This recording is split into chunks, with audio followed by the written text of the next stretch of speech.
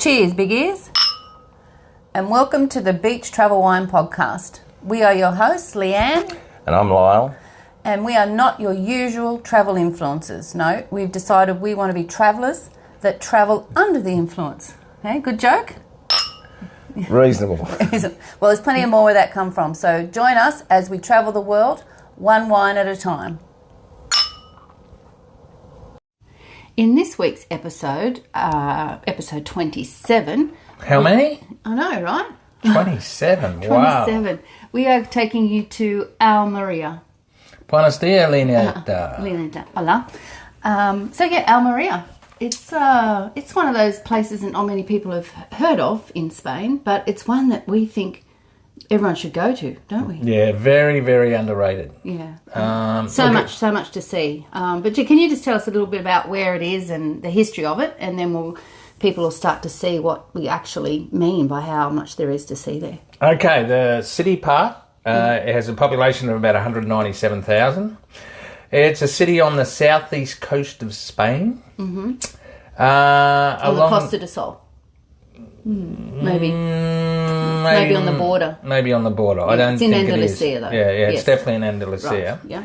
Yeah. Along its Mediterranean coast are volcanic cliffs, secluded coves, fishing villages and beach resorts. And we will tell you more about that sort of coastline because we did do a day trip a bit further away. But yeah, it is quite unique, the coastline, isn't it? Yeah, well, it has about 100 kilometres of beaches, right. You know. So yeah, it's pretty flash. Mm-hmm. The history, it's had some ups and downs. Sure. The city of Almeria was founded in 955 by the Arabs, but there are sites that trace their origins to prehistoric times, likely during the Bronze Age. Wow. An active port that traded in silk, oil, and your favourite, raisins. Yeah, okay.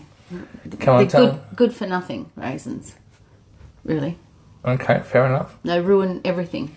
The silk industry consisted of hundreds of looms and feeding itself from the mulberry trees planted in the region fostered Almeria's economy. Well, see, yeah, because silkworms eat mulberry leaves. Sure. No. Okay. Clever.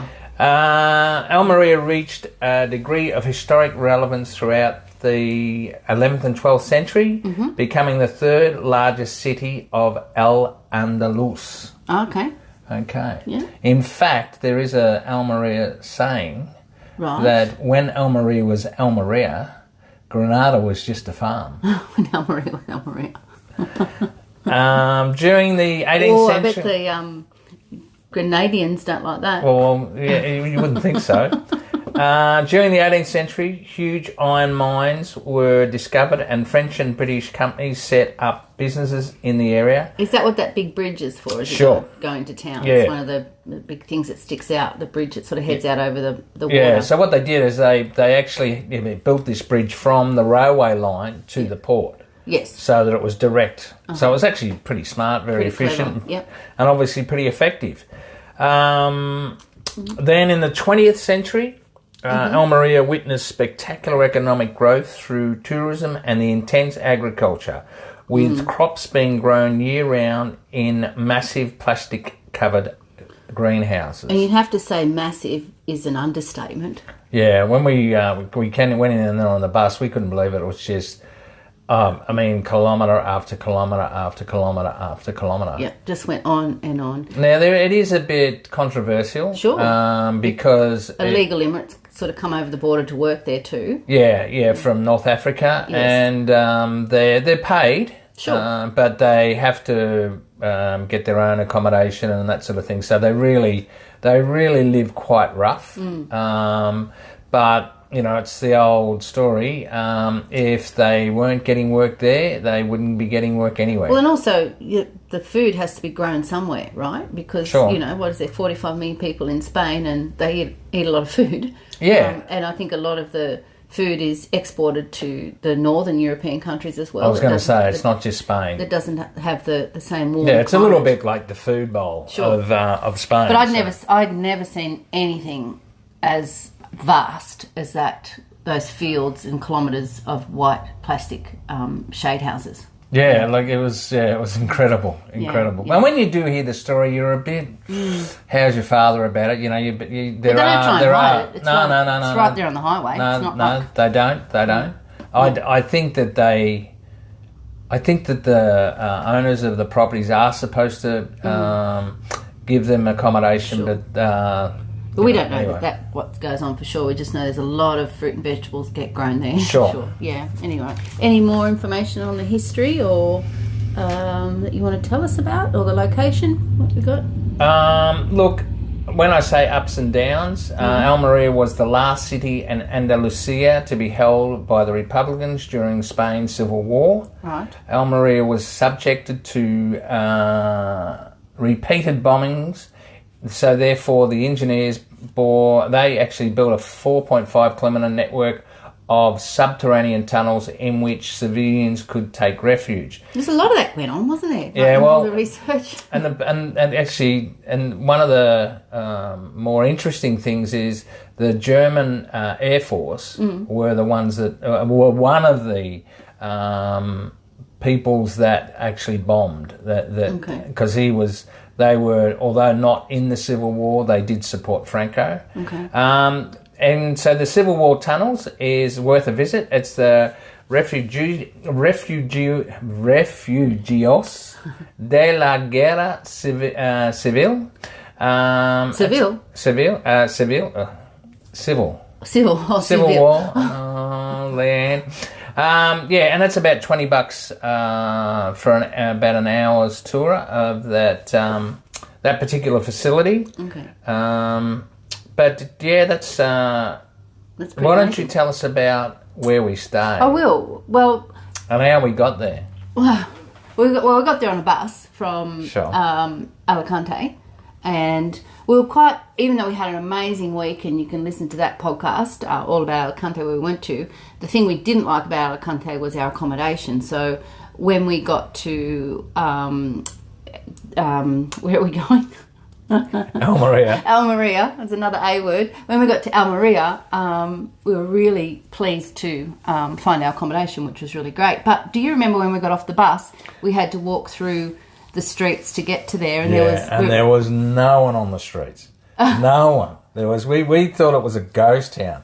But anyway, we walked up and we had to go up the hill. I'm like, are you mad? There was lots of people. Yeah, once we got up the hill to where the party was on, so everybody in the whole of Almeria go to this particular the main sort of street, festival, wasn't it? Yeah, it was. And it was in the old town. So we've sort of walked around the corner and there's just people everywhere. It was the last day of the fiesta of Almeria, and so it's got the girls in their flamenco dresses and all that sort of stuff. It was really good. So we walked on through those. We had to sort of push our way through a little bit. It reminds me of somewhere else that we went once. Yeah. And we found our apartment in this little... Burgos.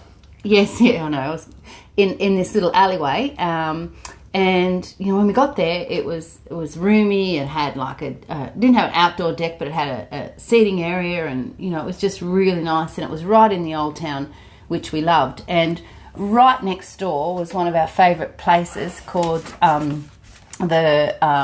Vecinos, wasn't it? Yes. Yeah, the restaurante. Yes. Yeah. And Vecinos means neighbours. So cafe. I think it probably was more of a cafe than a restaurant, bar, sort of all three in one maybe. And so the owner of Las Vecinas actually owned the apartment we were in, which was fabulous because and one of the reasons I booked this place was because it had a rooftop bar, and I thought, well, that's pretty cool, But when we got there and we went up to the rooftop, you could get out onto the rooftop, and it certainly had a bar and it had chairs, but it was obviously deserted. They weren't using it, yeah. It hadn't been used as a rooftop bar in a long time. And so when we went next door and we were talking to the guy, and we found out he was the owner, and we said, we really, we just were hoping to use the rooftop bar, and he basically gave us the keys to the city, didn't he? And not only did he give us the keys to the city, but he also gave us a couple of free beers. Yeah, to take up there. Yeah, and it was the first time we'd come across the cerveza with limon. Con limon. Con limon, and it was called Vera. Vera, and Vera was my mum's name, so that was a bit special. Little favourite. Will we tell them about our night on the rooftop now? Might as well. Might as well. So I can't remember the owner's name, but he gave us the beers. He was so gracious. He was fabulous, and he said, "Look, go up there, enjoy yourself." He told me where the lights were behind the bar. You couldn't, you would never get anything like that from Australia. Yeah. They'd be all worried about workplace health and safety. And I've got a little video on Instagram, Beach Travel Wine, in the Almeria story highlights. Yes, and I'm behind the bar. That's it. And there's another one where I'm trying to have a siesta up there, and the nuns are ringing their bells. Yeah. Well, that was one thing about Almeria. There's a lot of bell ringing. There was a lot of bell ringing. Yeah. So but let's go back to the rooftop story. Before we move on. So the day, and this is what was amazing, it was actually the 26th of August, which is our wedding anniversary. Correct. And so we'd had dinner, and we decided we're going to go up to the rooftop bar, and we always travel, as you've probably heard in other podcasts, with a little Bluetooth speaker. And so we were playing Leanne's favourite playlist, which has all, my songs on it, and we're sort of dancing there together, and it's got artificial turf, so it looks like grass, and the stars are out, and it's all very romantic. And you've got the backdrop is the Alcazaba. The Alcazaba. All lit up, and the monastery all lit up. Yeah, and you had the bell. Yeah. That was all lit up as well. Yeah. It was just... And then we're dancing. And there's stars everywhere. Yes. Right, thank you. You're getting the descriptive one now. Good job. I didn't want you to forget anything. No, okay. But then I'm going to get to the crux of the story. It gets better. We were dancing, like doing a little bit of salsa, a little bit of waltzer, I'd call it. Would you? Cheek to cheek. And an Ed Sheeran song comes on, which the lyrics are dancing in the dark. Barefoot on the grass.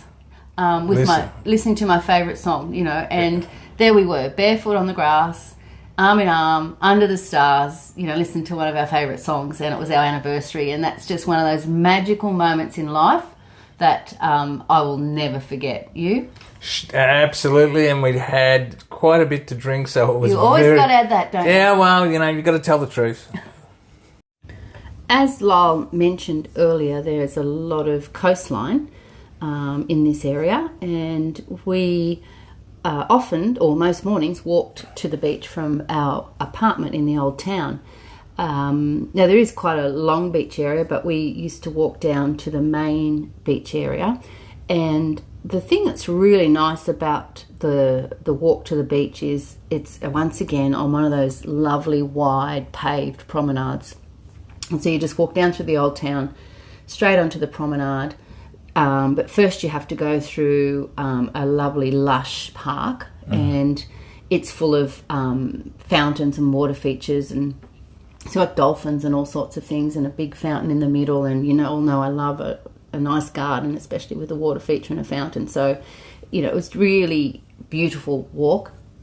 And then you walk along the promenade with a bit of a balustrade there, and there's a couple of sailing clubs and yacht clubs along the way as well, so pretty upmarket sort of area. And then cafes, restaurants. Sure, yeah. So on the way we'd get our cafe con leche. Yeah, we did too. Yeah, that's right. Yeah, it was a nice little square, off the promenade in the shade there. That was really nice. And you lost my train of thought. Thank you. Hang on. Yeah, so then past the cafes and restaurants, and there's some really unusual sculptures, modern sort of sculptures. There's a guy doing a handstand, and he's probably 3 meters tall, and like another guy sort of with a big hole in his stomach, and he's huge as well. I've got some nice photos of those in our show notes as well.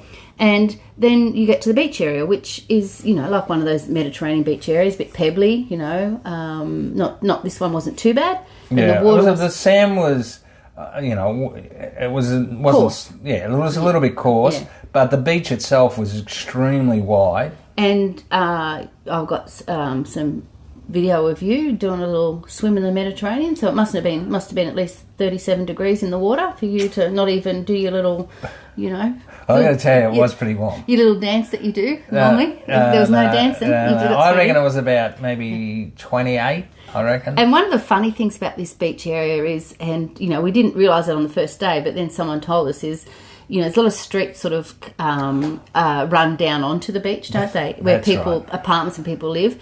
And what the locals do is they come out of their apartments and they bring their beach gear and they basically set up at the end of the street right there on the beach, you know. So this is like they're basically staking their claim, aren't they, to that part of the beach. And it was quite funny. So, you know, we live here, this is our beach, you know. A lot of the older guys were playing cards, and you could tell there was, you know, characters amongst them, and they were laughing and they were arguing about it. But they played dominoes too. They did play dominoes. And they put up their tents and eskies, and like they're there for the day, even though their house is just up the street. Yeah. It's just an extension of their street, really. Yeah. And then on our way home, we would have then to stop for a cerveza fria, a cold beer. See. And you reminded me that was where we came across our first, what there? Iced glass. Like, in other words, they obviously, I don't know how they do it, but they put it in the freezer. They must put them in the freezer, and it was amazing. Yeah, the beer was so cold, and it was so welcoming, and the people were great. So we walked there pretty much every day. Pretty much every day we went to the beach. It was probably a good 15, 20-minute walk. Yeah. But, you know, we stopped on the way for a coffee, and we stopped on the way home for generally a beer. Sure. And maybe some lunch, I imagine we would have had, yeah? Yeah, no, it was the beach was beautiful. It was really nice. So, and one of the other places that we walked to easily from our apartment, and you can't miss it because it's right on top of the hill, and it's amazing. It's huge. There's a bit of it that looks like the Great Wall of China in my mind, and you can see those photos on our website. Is the Alcazaba. Yes, it's the Almeria's Moorish fort, or Alcazaba. But we hadn't even heard of this Alcazaba. Like a lot of these places in Spain, you know, like when you say you're going to Granada, people say you need to go to Alhambra, and you know, so that's, you know, quite expected that you hear of that. But nobody ever said go to Almeria to see the Alcazaba, did they? You know, like no, they didn't. No, but they should, is what I'm saying. Yeah, look, it's 25,000 square metres in size. It was huge. It's not just a... Yeah, it's huge, and it's quite steep. Yes. So it was sort of a city, a fortified city. Yeah, it's a walled city, yeah, for sure. And it was built during the latter half of the 10th century by Abdul al-Rahman III. Okay. The powerful caliph, who was also responsible for Cordoba's Medina Azaraha. So in this walled city, you know, as we're saying, there's the fort, there was a castle, there was the water storage underground. Yeah, that's cistern. Yes, cistern, yeah. And obviously, you know, my favourite are the gardens, you know, with the water and... Yeah, it was really well done. It was amazing, wasn't it? Yeah. And there was like 3 sections to it. Mm-hmm. Obviously, the outside wall, the most outside wall, which is obviously built the latest. Yes. And then inside that was another wall. And then when the Christian monarchs basically came in and took over, they built an external palace, which is also part of that Alcazaba. Look, I thought it was fabulous. Yeah, it was a lot to see. There is a fair bit of it in ruins. If you get up on the wall and look back down, you can see, you know, like the outline of buildings that there were. But then there's parts of it that are still in really good condition as well, as I said. And then you can actually, as I said, walk along that wall, and because you're up so high, once again, the views, you know, down over Almeria. Oh, yeah, beautiful. Yeah, so you've got the big port area on one side, and then the beach area on one side, and then the old city. We were, and it was free to get in. That's the thing that blew me away. You know, like there was no cost, and I don't know how they're maintaining it. But, you know, if only they charge everyone a couple of euro, they would have made a fortune on that. But you said there's guided tours. There are guided tours, and they're about 2 hours, and they're about 24 Australian I think, dollars each. I probably would do that? Would do that now if I had the choice, because it was so extensive. Yeah, it was extensive. Like it was, and of course, brilliant. in some of the areas they've got museums and displays of like. Oh yeah, as you go into it and that sort of thing. Yeah. But the other thing is that, do you know what the difference between a well and a cistern is? Okay, a well is probably just like a round pit in the ground, and a cistern has arches. No, a cistern's lined. Okay. So, but it has a roof on it. Sure. Yeah, which wells don't normally. Well, they have a little... Oh, little hut with a little winding down there. Yeah. Very interesting, though. Thanks for sharing that with the listeners. He's looking at me like, you dickhead. So, the Alcazaba, amazing. And as I said, go and have a look at the photos to go with this episode 27, Almeria, because you'll see what I mean by it looking like the Great Wall of China along the hillside. The blurb is... Yes, what's the blurb? It is one of the most impressive medieval defensive structures of Andalusia, making it the second most visited monumental site in Andalusia. Yeah, and we'd never heard of it. No. There we go. Another ancient sort of building is the cathedral. Yeah, it is a Gothic and Renaissance style cathedral which was built between 1524 and 1562. Which isn't that's quite a modern one in.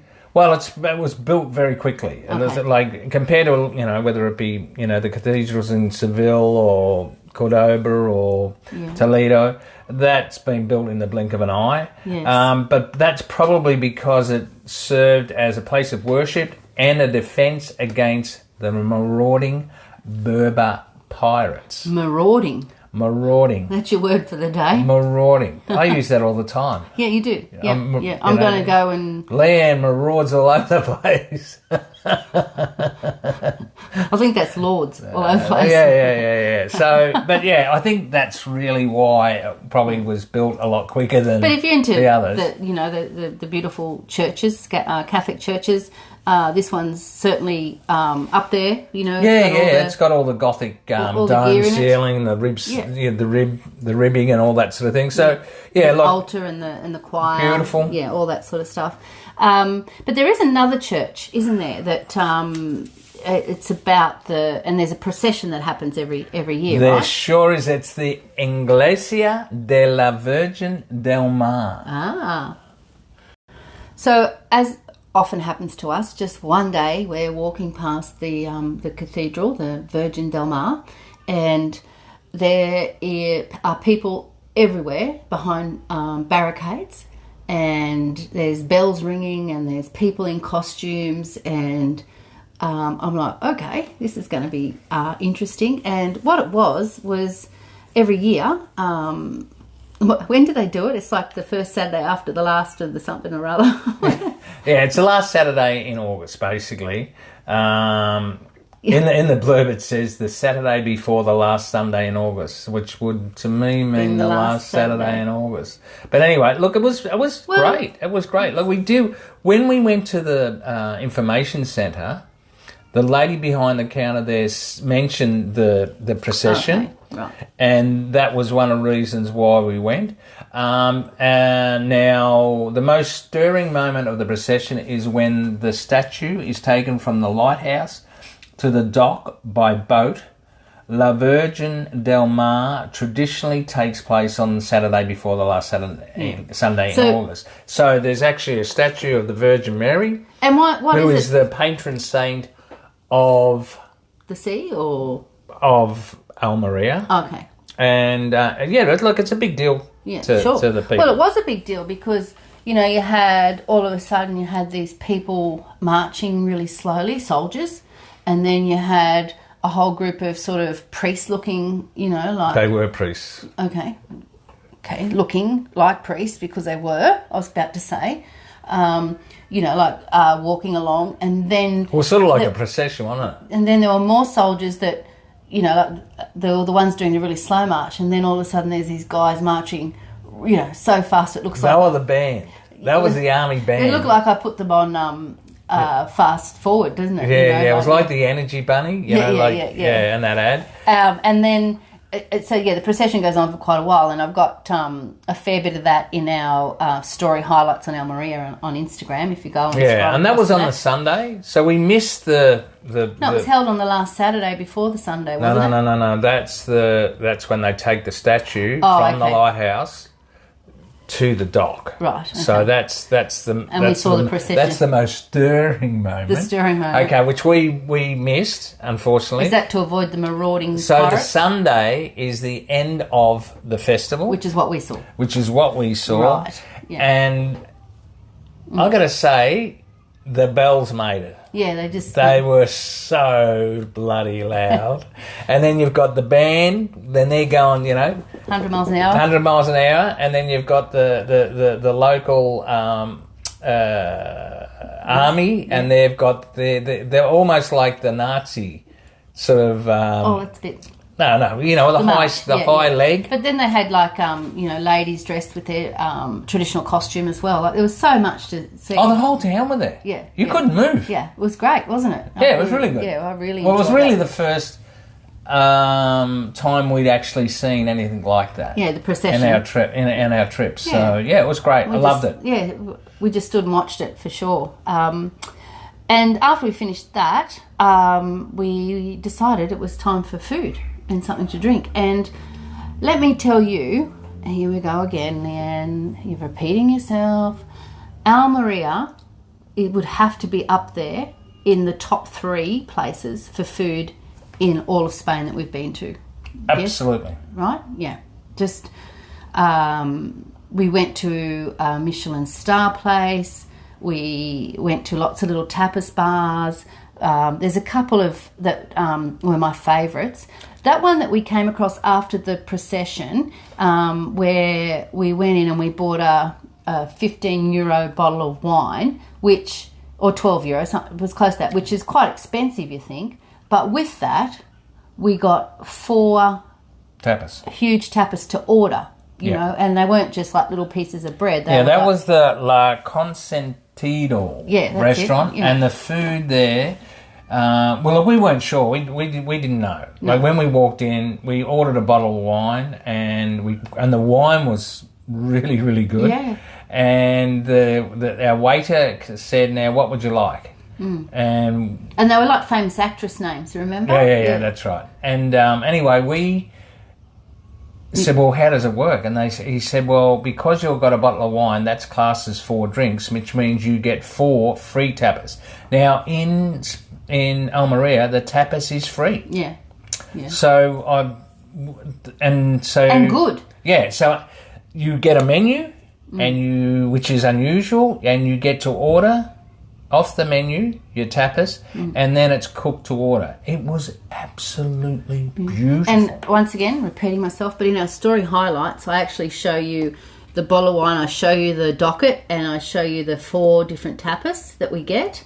And also, as well, at the end, they just gave us like a free raspberry gelato, so we had basically 5 courses and a bottle of wine. I think it was €12. So, but yeah, have a look at that story. I'm pretty sure, like I worked it out. For some reason... It was like $21. Yeah, $21 Australian. So we've had a bottle of wine and a 4-course meal, and the food was great for $22 or $21. It was insane. Yeah, it was a very popular spot because it was like an outdoor courtyard and a lot of young people. Yeah, a lot of youngies there, yeah. So that was one of my favourite. Another one, it's probably where I've had the nicest jamon, and I don't remember the name of it, but it was right up on the corner. And, and this is, you actually see them slicing the jamon, there. A lot of these tapas bar have like the big legs of ham or jamon sort of hanging off the ceiling, and they've got one in like a vice, and they have someone with this sort of sword-looking knife, don't they? Just sort of almost shaving bits of jamon. Oh, that's what you'd call it, shaving. Yeah, I reckon. And so that was really beautiful too. A couple of funny places, not funny because they were funny, but funny things happened to us in a couple of other restaurants. Now, I was determined to go to Casa Pulga, which is rated the best tapas bar in Almeria, and it was just around the corner from where we stayed. Yeah, it was opened in 1870, and up until really recently, had been handed down by the family. So it had been, So only recently it was sold to non-family people. But because I knew it was really busy, we basically sat across the road in another bar, just waiting for it to open. Do you remember? Yes, and then as soon as actually Leonita, as soon as she saw someone go in, which was one of the staff, she literally dragged me across the road. Well, it's only and stood at the front door, and there was no one known anybody was going to get in before her. It was a very small bar, and it's one of those ones where you have the waiter is your cook, is everything, right? So, or the cook is the waiter. Maybe. Yeah. Or if you're waiting for food, does that make you the waiter?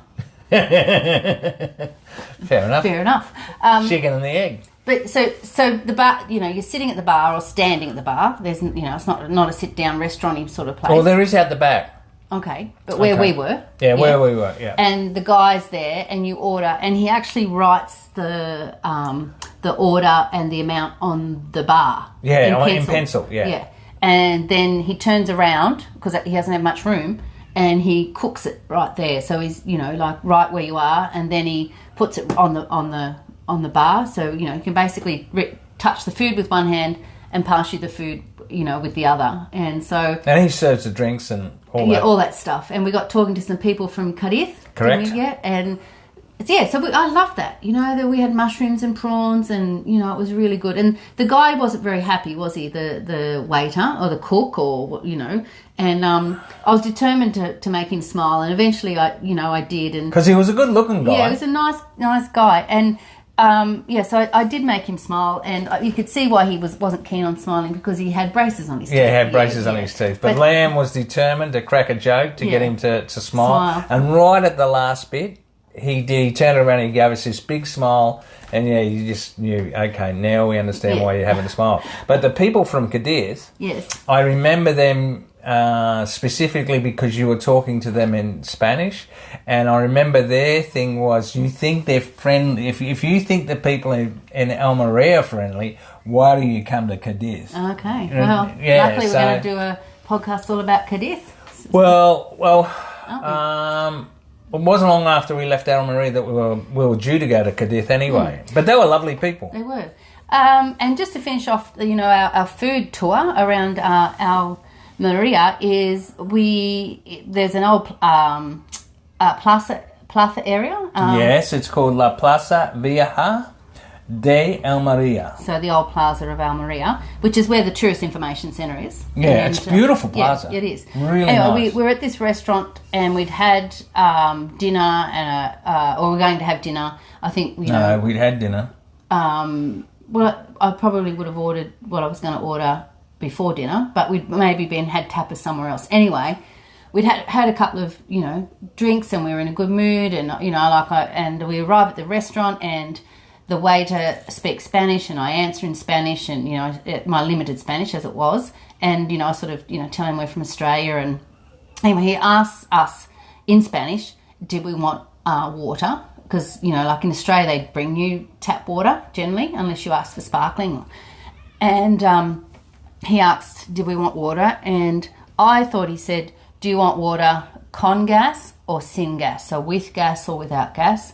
And I said sin gas, because I'm not a bubbly water girl. And but you are bubbly. Thank you. Thank you, darling. And so he brought out this bottle, which was more metallic, black. It was pure black. Yeah. And on the outside, the words read, this water has never seen the light of day, right? So obviously, or something like that, or it has not been touched by the sun. That's it. Yeah. That's probably more accurate. And I'm like, oh, this is fancy. It is the most expensive water we've ever. Oh my God, it was more expensive than the wine. And I felt like a complete dickhead. But he asked me what I wanted, and he gave me a choice, and I picked that one. So it was my fault, because of my limited, gringo caveman Spanish. And Anyway. We've got good value out of it simply by the story telling people of how foolish we were. Yeah, I think it was €5, like 5 or 6 euro, which was, you get a bottle for £4. Yeah, so that was Anyway, that was my little food story. You got any other little food things you want to tell? Or we, I think we've just gone through all our favourite places to eat in Almeria. At the restaurant next door to where we were staying, the Patio de Oficinas. Remember the chairs, the stools? Oh yeah, there's that's right. There were stools with bicycle, what are they called? Pedals. Yeah. And, so you could sit there and exercise at the same time. Yeah, once again, I've got a video of those stools. They look really funny on our Instagram story highlights under Almeria. One of the things that is well known around the Almeria district is a natural park area called the Cabo de Gata. Yes? Correct. And we did a day trip on a bus from Almeria to this area, and there's a whole lot to see, isn't there? Yeah. Look at the actual trip was a 9-hour day trip. It cost I think it was about $75-$80 per person.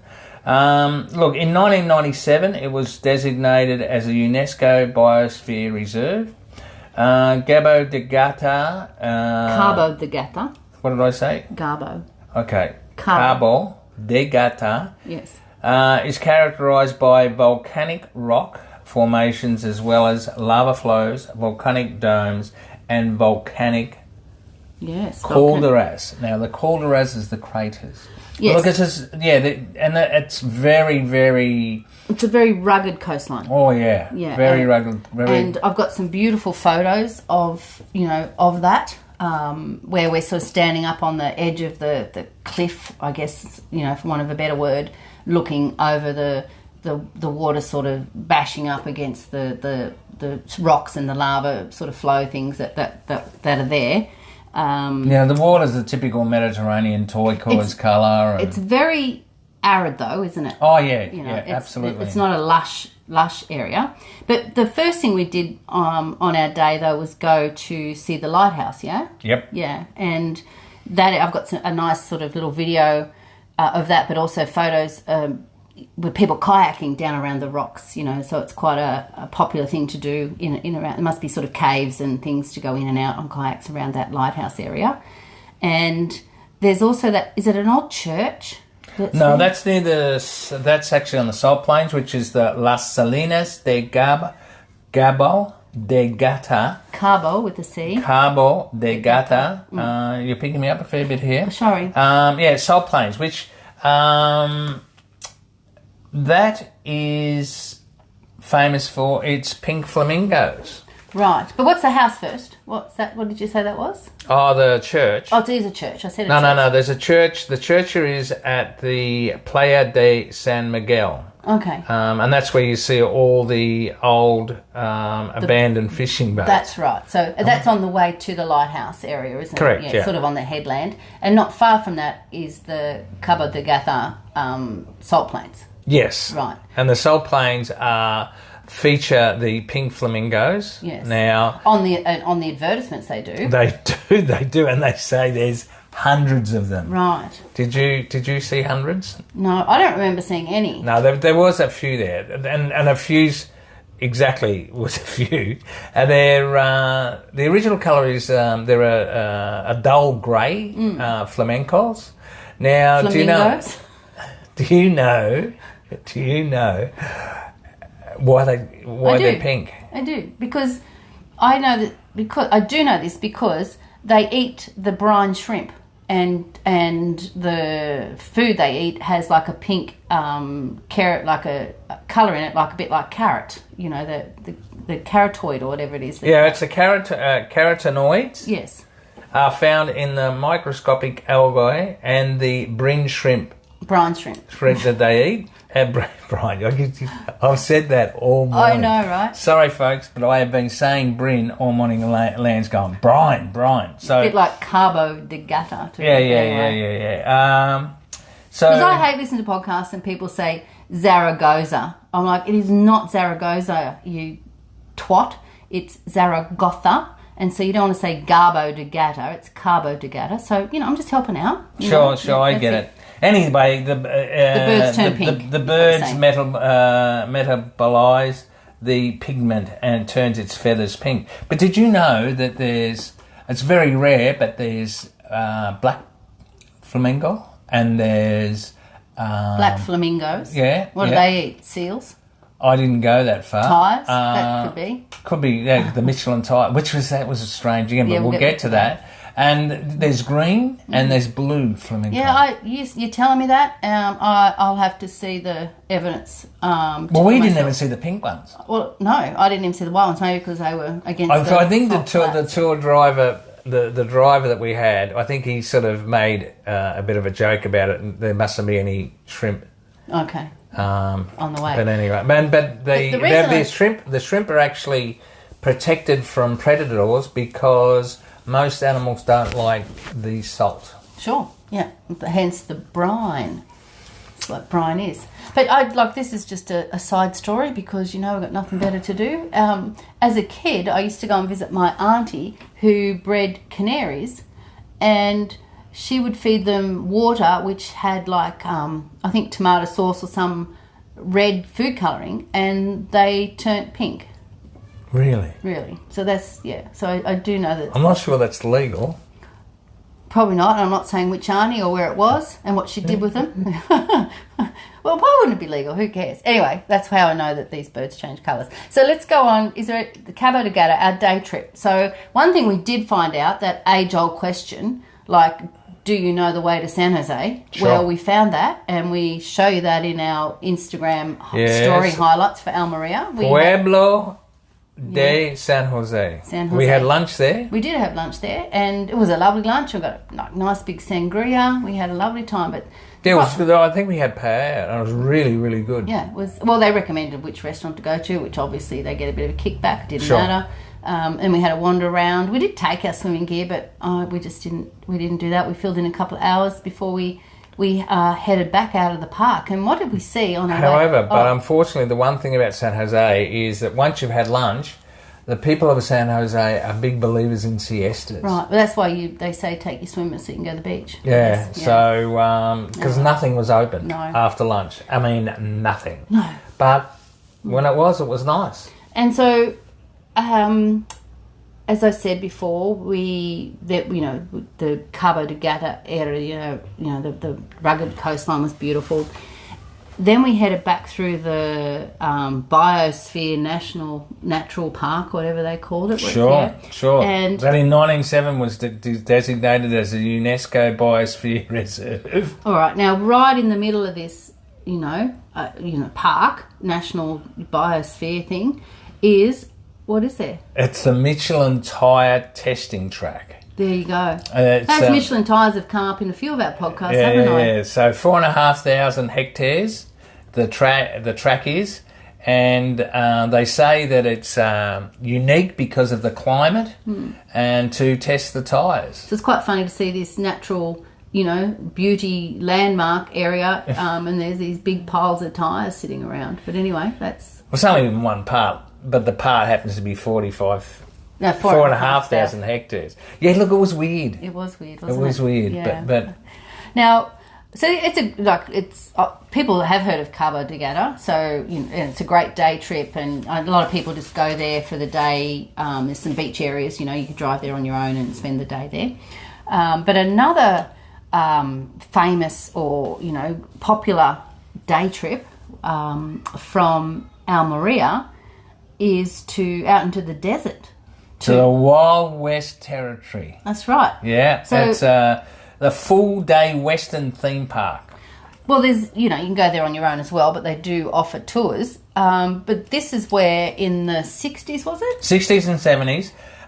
The dusty, rugged landscape of the Almeria's Tabernas Desert became a popular filming destination for Hollywood. Many classics of that era were shot here, most famously the Sergio Leone westerns starring Clint Eastwood. The good, the bad, and the ugly, and all all those sort of, I suppose, spaghetti westerns. A fistful of dollars, all that. Well, now there's a theme park. It's and there's accommodation and there's a pool. And, there's a zoo there. Okay. We didn't actually go, but we were going to go. I'm not sure. I think we just ran out of time. But I had a look at the. It's quite a day trip. You know, we'd already had one 9-hour day trip, and I didn't think that we want to do it. It's about $92 a head to go. But it looks amazing. I did have a look at the reviews, and the reviews were really good. Yeah. And they have a Western show and, shoot 'em up, But who'd have thought, OK Corral type thing, I think. In Spain, you see everything. You've got the beach and the lush mountains and then you've got a desert where they do Hollywood movies. It's pretty cool, isn't it? Yeah. So that's another really interesting day trip from Almeria. So, just if you think back over our Almeria podcast, what we've talked about, there's so much. There's, the history, the food, the beach, the day trips, the promenades, the fountains, the processions, it's a really amazing little city. Can I add a couple of things? Lowell's got his hand up. Yes, Lowell, what would you like to say? And look, day trips, not a good one would be to Granada. It's a bus trip, 2 hours, about $30. Ride share, 2 hours, $20, and a train, $28.